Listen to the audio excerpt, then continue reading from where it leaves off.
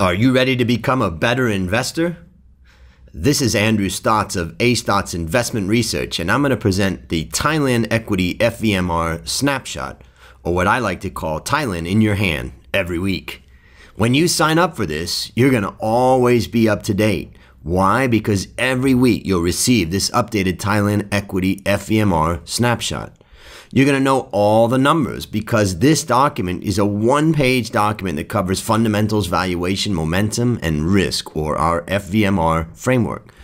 You're going to be professional. You're going to use the same information as institutional investors and fund managers. And here's the best part. You do nothing, because after signing up, you're going to receive a one-page PDF every Monday that updates the numbers.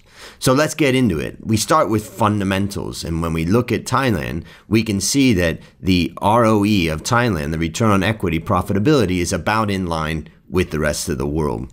There are some sectors with very high profitability, such as the telecom sector, and that's even after the telecom sector is paying out a massive dividend to restructure the balance sheet. In other words, they have way too much cash, so they're paying it out here. Now, if we look at the next measure, which is valuation, we can get a picture that the Thai market is cheap relative to the rest of the world. Well, Thailand's been suffering for a while. The world is just really starting to suffer.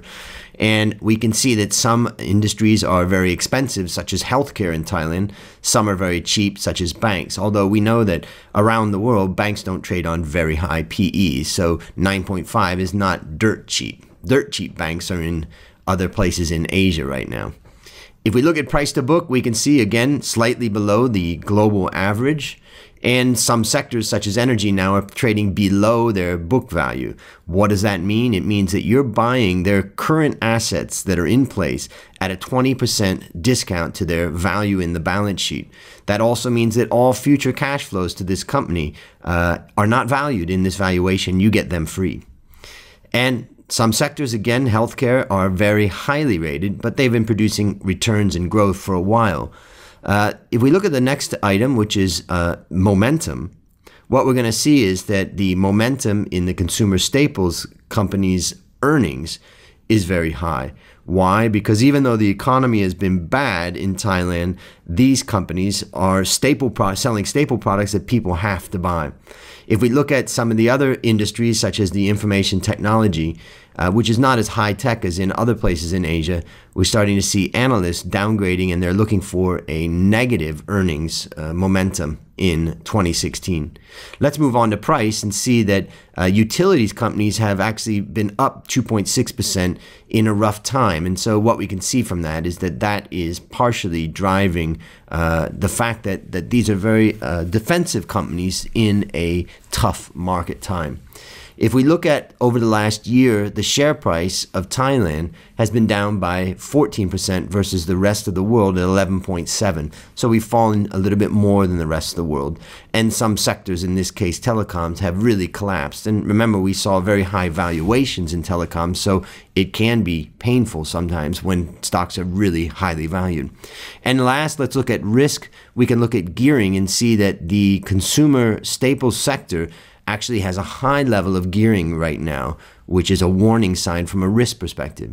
Finally, if we look at price, what we're going to see is that we always know that an individual market will have a higher volatility than the overall world. And we can see right here that Thailand is slightly higher at 17 versus 16 for the overall world for the last year, which means that the share price hasn't been that volatile. In fact, it's fallen pretty steadily.